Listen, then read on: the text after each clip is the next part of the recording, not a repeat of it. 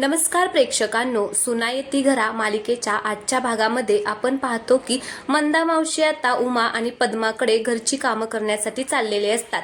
आता त्या मधोमध म्हणजे रेषेच्या मधोमध चाललेल्या असतात. मग त्या मनामध्येच म्हणत असतात की आधी उमाकडे जाऊ का पद्माकडे जाऊ, नक्की कोणाकडे जाऊ आधी काम करायला. मग त्या ठरवतात की आधी पद्माच्याच घरची सगळी कामं करून यावीत. म्हणून आता त्या पद्माच्या घरची कामं करायला चाललेली असतात.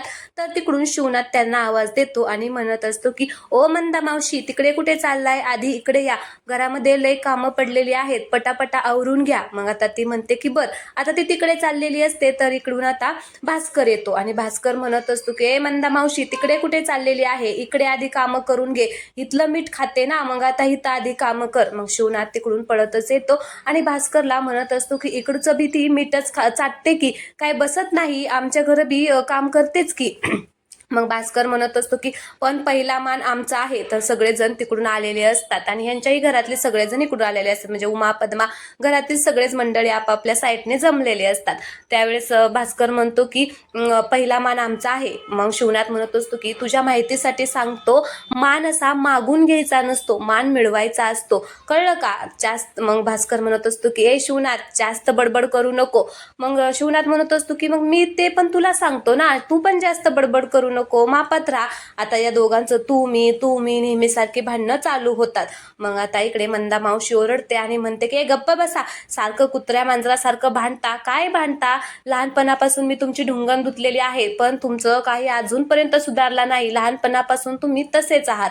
आता सगळेजण इथे हसायलाच लागतात आणि मंदा मावशी म्हणत असते की ठीक आहे, आता तुम्ही काही टेन्शन घेऊ नका, मी ठरवणार कोणाकडे जायचं. म्हणून आता ती पिशवीतलं एक नाणं काढते आणि छप्पा काटा करणार असते. मग आता सगळेजण म्हणत असतात की मंदा मावशी काय करताय तुम्ही. तर ती म्हणते की आता मी छप्पा काटा करणार आहे, तेच माझ्यासाठी बरं होतं. मग आता ती म्हणते की छप्पा आला तर उमाकडे जाणार, काटा आला तर पद्माकडे जाणार, असं आता ती ठरवते आणि छप्पा काटा करते. आता सगळेजण वाट बघत असतात की नक्की आता काय येते काय नाही. सगळेजण तिच्याकडे आश्चर्याने बघत असतात. मग आता ती करते तर ती म्हणत असते की अय्यो, काटा आला, आता मला पद्माकडे जावं लागेल. मग आता भास्कर पद्मा सगळेच जण खुश होतात आणि मग पुन्हा आता ती जायला निघते. तेवढ्यात ती पाहते तर म्हणते अय्यो, थांबा थांबा, ही जवळचं दिसन आहे, लांबचं दिसन आहे, लयच काहीतरी गोळ होतोय, पालाय छप्पा, मला ना आता उमाकडे जावं लागल, चल गौमे आपण सगळी कामं करून घेऊया. आता ती चाललेली असते. तेवढ्यात छाया म्हणते की, छाया म्हणजे भास्करची बायको, छाया म्हणते की काय हो मंदा मावशी, तुमचं नेहमीच आहे, तुमचा हा छप्पा काटाचा खेळ चालतो, नेहमी काटा येतो आणि नेहमी छप्पा येतो आणि तुम्ही उमावंसकडे कामाला जाता आणि मग मलाच घरातली सगळी छोटी मोठी कामं करावी लागतात, तुमच्यामुळे ना मला रोज लय कामं करायला लागतात. आता ती मंदा मावशी म्हणते की ग मी काय करू, छप्पा आलाय म्हणून आता मी उमाकडे जाणार आहे, नाहीतर मी आधी तुमच्याकडेच येणार असते. तेवढ्यातच पद्मा म्हणत असते की ओ मंदा मावशी, जावा तिकडची सगळी कामं करून या आणि मग आमच्या इकडे आल्या मला भेटा, मला जरा तुमच्याशी बोलायचं आहे. आता उमा आश्चर्यानेच पद्माकडे बघत असते. मग आता उमाला मंदा मावशी घेऊन जातात, चल चल काम करायला घेऊन जातात. तर भास्कर आणि शिवनाथ मात्र एकमेकांकडे रागाने बघत असतात. तर भास्कर म्हणत असतो की शिवनाथ, तुझा आता लय झाले, एक दिवशी ना तुझा हा माज मी नक्कीच उतरवेल. त्यावेळेस राघवला राग येतो आणि राघव म्हणतो की ओ शेजारचे मामा, जरा नीट बोलायचा, माझ्या आप्पांना काही बोललेलं मी खपून घेणार नाही. मग आप्पा आता राघवला शांत करतात आणि म्हणत असतात की राघव, तुला किती वेळा सांगितलेलं आहे, मोठी माणसं बोलताना मध्ये बोलायचं नाही, जा तुझा आवरून कॉलेजला जा. आणि मग शिवनाथ म्हणत असतो की चला चला, इथला शो संपलेला आहे, कार्यक्रम संपलेला आहे. म्हणजे सगळेजण बघत उभा राहिलेले असतात. तर त्यांना तो म्हणतो. मग सगळेजण आपापल्या घरामध्ये निघून जातात. इकडे आता राघव मामाला घेऊन कॉलेजला चाललेला असतो. मामा गाडी चालवत असतो आणि राघव पाठीमागे बसलेला असतो. तर तेवढ्यातच अचानक तिकडे त्याला अन्विता दिसते. म्हणून तो म्हणतो की मामा मामा थांब थांब, ती नक्कीच आहे ना आपली. त्यावेळेस तो म्हणतो की हो तीच आहे, कोणाची तरी वाट बघतीये असं वाटतंय. तर राघव म्हणतो की कोणाची. तर तो म्हणतो की आता मला काय माहिती कोणाची, बघत असेल तिच्या मैत्रिणीची ही. तर आता तो म्हणतो की हा ना, अशी इथं कशी वेगळ्या जागेवरती येऊन उभा राहिलेली आहे. तेवढ्यातच तिकडून आता तिचा बॉयफ्रेंड येतो आणि तिच्या जवळ येऊन आता ते दोघे जण एकमेकांना भेटतात. मग हे सगळं आता राघव पाहत असतो आणि राघव म्हणत असतो की मामा, हा रोशन इथे काय करतोय, अरे हा खूपच बिघडलेला मुलगा आहे. त्यावेळेस तो म्हणतो की तुला कसं काय माहिती? अरे मला चांगलीच ह्याची हिस्ट्री माहिती आहे. ह्याने खूप मुलींना फसवलेला आहे, त्यांना प्रेमात पाडतो आणि पैसे घेऊन फरार होतो. हा चांगला मुलगा नाहीये. जा तुझ्या भाचीला जाऊन सांग की हा मुलगा चांगला नाहीये, याच्या नादी लागू नको म्हणून. तर तो म्हणतो की मी हो. तर राघव म्हणतो की हो तूच जा जा आत्ताच्या आत्ता जाऊन तिला सांग. तर तो म्हणतो की नाही नाही, मी सांगेल तिला पण नंतर सांगतो, माझं जरा काम आहे, मी जातो. आणि एक काम कर, तू तिला आत्ता जाऊन सांग, मी नंतर सांगतो. असं म्हणून आता मामा त्याला तिथे सोडून तिथून निघून जातो. मग राघव विचार करतो की खरं तर नाहीचं आणि माझं पटत नाही, हिच्या आणि माझ्या खानदानाची दुश्मनी पण आहे, पण ही एक मुलगी आहे ना, आणि एका मुलीला कोणी असं फसवत असेल तर ते माझ्या नियमामध्ये बसत नाही. मला आप्पांनी तसले संस्कार केले नाहीत आणि मी असं ही दुसऱ्याही मुलीला मदत केली असती, पण ही तर माझ्या सख्या मामाची मुलगी आहे. ती जरी माझ्याबरोबर किती भांडत असली तरी तिला ह्या मुलापासून वाचवणं गरजेचं आहे. मला माहिती आहे ही जी मदत केल्यामुळे आई मला ओरडेल, पण नंतर तिला कळल्यावरती तिला पण बरंच वाटेल. हिला आता ह्या मुलापासून वाचवायला हवं, असं आता राघव मनामध्ये ठरवतो आणि तिच्या जवळ जातो. तर आता तिकडून अन्विता म्हणत असते काय रे किती उशीर केला. तर ते दोघे जण बोलत असतात. तर राघव तिथे जातो. मग अन्विता म्हणते की डुचक्या तू इथे काय करतोय. तर तो म्हणतो की हा कोण आहे. मग ती म्हणते की हा माझा बॉयफ्रेंड आहे. आता ती हातातच हात घालते आणि म्हणते की हा माझा बॉयफ्रेंड आहे, तुला काय करायचं आहे. तर ती म्हणते की तो राघव म्हणतो की तुझा बॉयफ्रेंड, अगं हा मुलगा चांगला नाहीये, ह्याच्या तू सोडून 10 गर्लफ्रेंड आहेत. आता अन्विताला वेगळंच वाटतं. अन्विता म्हणते काय 10 गर्लफ्रेंड. मग ती रोशनला विचारते की काय रे रोशन, हे जे बोलत आहे ते खरे का. त्यावेळेस रोशन म्हणतो की अगं ह्याच्यावरती कुठं विश्वास ठेवते, हा खोटं बोलतोय. काय रे काय खोटं काय पण सांगतोय. मग राघव म्हणतो की मी खोटं सांगतोय का, सांगू का आता तुला सगळं काही. मग आता तेवढ्यात अन्विता म्हणत असते की तुला आमचं प्रेम बघवत नाही का रे, एकदाच सांगते इथून निघून जायचं, हट हट लवकर.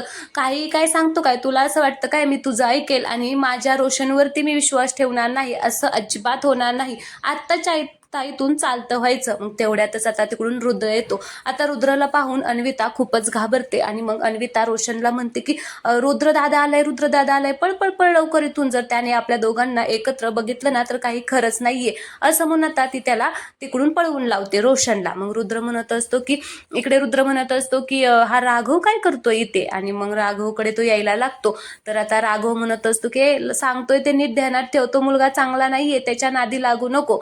तर ती म्हणते की तुला काय करायचंय, तू मला सांगत बसू नको कोण चांगलं आणि कोण वाईट आहे, आणि तू सांगण्याची तर माझी अजिबातच अपेक्षा नाहीये.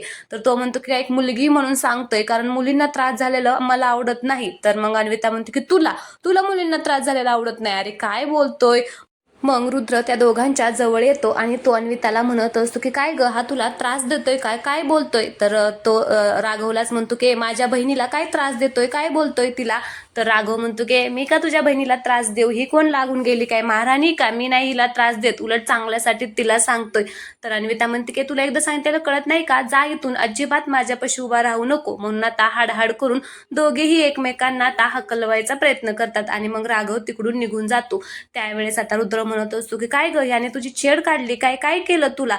म्हणून आता तो त्याची चौकशी करत असतो. इकडे दुसरीकडे भास्कर आणि पद्मा आता डायनिंग टेबलवरती बसून जेवण करत असतात. तेवढ्यातच तिकडून छाया आता त्या दोघांसाठी ज्यूस घेऊन येते आणि त्या दोघांनाही देते आणि म्हणत असते की वंश तुम्हाला एक विचारू का. त्यावेळेस पद्मा म्हणत असते की हा बोल की काय बोलायचंय ते.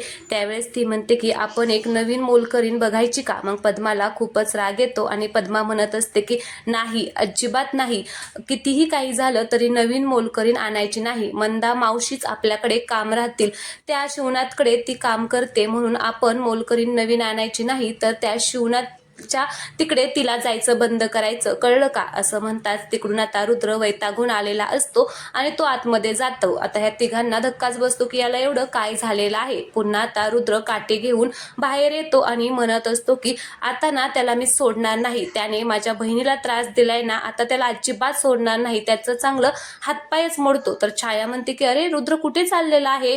तर पद्मा सुद्धा जोरात विचारते. मग रुद्र म्हणत असतो की आत्या, त्या राघवने माझ्या बहिणीची तिची छेड काढलेली आहे, माझ्या बहिणीला त्रास दिलेला आहे.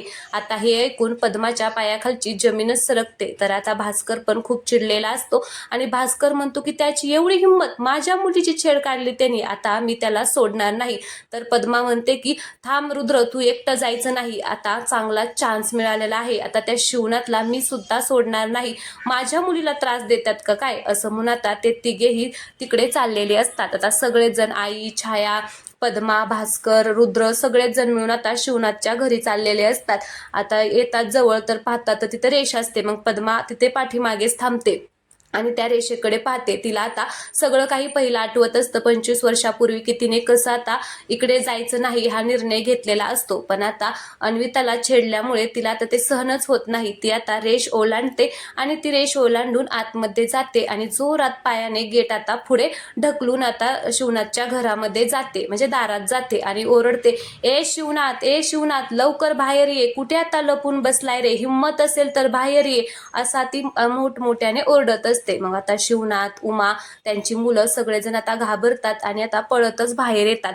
येऊन पाहतात तर पद्मा त्यांच्या दारात. आता पद्माला तिथे पाहून सगळ्यांनाच आश्चर्याचा धक्का बसलेला आहे, कारण प्रेक्षकांनो 25 वर्ष ह्या दोघांचं इतकं भांडण होतं की एकमेकांच्या रेषेच्या त्यांनी आतमध्ये पाय सुद्धा ठेवला नव्हता. तर आता पद्मा 25 वर्षानंतर इकडे आलेली असते, त्यामुळे उमाला असं वाटत असतं की आता बोलायलाच आलेले आहे, म्हणून तिला खूप छान वाटतं.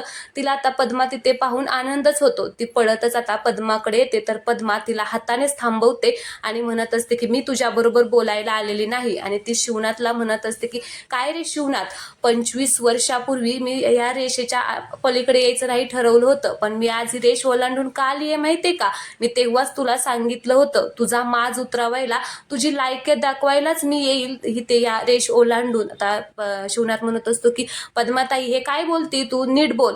तर ती म्हणते की कसं नीट बोलू, अरे तुझा हा मान सन्मान, तुझे संस्कार सगळे काही आता मातीत मोल केलेले आहेत तुझ्या पोराने, तुझ्या पोराने, ती नाव नाही घेत कोणाचं. मग शिवनाथ म्हणतो की पद्मा, माझ्या पोरांबद्दल काय बोलायचं नाही, माझी पोरं लय चांगली आहेत, त्यांना जर तू काय म्हणली ना, माझ्या पोरांची जर तू नावं घेतली ना, तर माझ्यासारखं वाईट कोण नाही. तर पद्मा म्हणते की चल हट, तुझी पोरं मागायती, माझी पोरं सारखं करत बसतो, तुला माहितीये का तुझ्या पोरांनी काय केले ते, तुझ्या पोरांनी आमच्या अन्विताची छेड काढलेली आहे. आता हे ऐकून शिवनाथ आणि उमाच्या पायाखालची जमीनच सरकते आणि शिवनाथ म्हणतो की बास पद्मा, जे बोलली ना ते खूप झालं, माझी पोरं कुठल्या पोरीकडे डोळे वर करून सुद्धा बघत नाही, छेड काढणं तर लांबच, माझी पोरं असं करूच शकत नाही, मला माझ्या संस्कारांवरती पूर्णपणे विश्वास आहे, माझा कोणताच मुलगा असा वागू शकत नाही. तर पद्मा म्हणते की अरे हाच तुझा विश्वास आज मी मोडून काढणार आहे, तुला काय वाटतंय की तुझी पोरं लय गुणाची आहेत, तुझी पोरं गुणाची नाहीत, विचार ह्या अन्विताला, ती कोणी छेड काढली तिची ती. मग आता अन्विता घाबरते आणि म्हणते की आता मी मेले, आज जर मी खरं बोलले तर ते मला आत्या काही सोडणार नाही या लोकांना, आणि खोटं बोलले तर आत्या मला सोडणार नाही, आता काय करू असा ती विचार करत असते. आणि पुन्हा अन्विता म्हणते की हो, राघवने माझी छेड काढली. आता राघवने माझी छेड काढली म्हणताच इकडे शिवनाथला तर काही कळतच नाही की आता असं कसं काय शक्य. तर तो म्हणतो की नाही, माझा राघव असं करूच शकत नाही. तेवढ्यातच तिकडून राघव येतो आणि मग राघव आता हा सगळा राडा पाहून आता त्याला सुद्धा धक्काच बसलेला असतो. मग आता अन्विता पाठीमागे बघते आणि राघवला पाहून तिला भीतीच वाटते. ती म्हणते की अरे देवा, हा इथे आला, आता याने जर माझ्या बॉयफ्रेंड बद्दल सगळ्यांना सांगितलं तर मी मेलेच, आता माझं काही खरं नाही, मी आता कुठे अडकले काय माहिती, आता ह्या रुद्रदादाला काय गरज होती तिकडे यायची, त्याच्यामुळेच हे सगळं झालेलं आहे. तर आता राघव येतो, त्यावेळेस शिवनाथ म्हणतो की राघव ये इकडे, इकडे तिकडेच काय थांबलेला आहे. मग राघव येतो, त्यावेळेस आता पद्मा म्हणत असते की विचार तुझ्या पोराला, त्याने अन्विताची छेड काढली की नाही. मग शिवनाथ म्हणत असतो की राघव, तू हिची छेड काढली का. आता राघव आश्चर्यानेच अन्विताकडे आणि आप्पांकडे बघत असतो, तर त्याला काहीच कळत नाही. तर शिवनाथ म्हणत असतो की अरे तोंडाकडे काय बघत बसलाय, सांग की मी छेड काढली नाही, सिंपल आहे, पटकन बोलून जा की मी छेड काढली नाही म्हणून. पण राघव काहीच बोलत नाही, शांतच बसलेला असतो. तर चला प्रेक्षकांनो, आजचा भाग येथेच संपलेला आहे. पुढील भागामध्ये आपण पाहतो की आता राघवने काय कबूल केले काय माहिती. मग आता पद्मा रागाने चाललेली असते, तर उमा आता तिला म्हणत असते की पद्माताई, एकदा माफ कर की ग माझ्या पोराला, तो बारीक आहे, प्लीज तिला माफ कर. पण पद्मा काही ऐकतच नाही. मग उमा तिचा हात पकडते आणि म्हणते की तायडे, एकदा माफ कर की ग. मग आता पद्मा म्हणते की ओ गो रडू नको, मी तुझ्या पोराला माफ करेल, पण एका अटीवर. मग उमा म्हणते की काय अट आहे तुझी? त्यावेळेस ती म्हणते की शिवनाथने माझी माफी मागायची, माझ्या पायावरती येऊन डोकं ठेवायचं आणि मला म्हणायचं की पद्माताई माझं चुकलं, जेव्हा तो असा म्हणेल तेव्हाच मी तुझ्या पोराला सोडेल. आता असं म्हणताच पद्मा आणि उमा आणि शिवनाथला मात्र जबरदस्त धक्का बसलेला आहे. तर चला प्रेक्षकांनो, मुलासाठी शिवनाथ पद्माच्या पाया पडणार का हे पाहणं खूप इंटरेस्टिंग असणार आहे. त्यामुळे व्हिडिओला लाईक करा, चॅनलला सबस्क्राईब अजून केलं नसेल तर प्लीज सबस्क्राईब करा. येथेच थांबूया. धन्यवाद.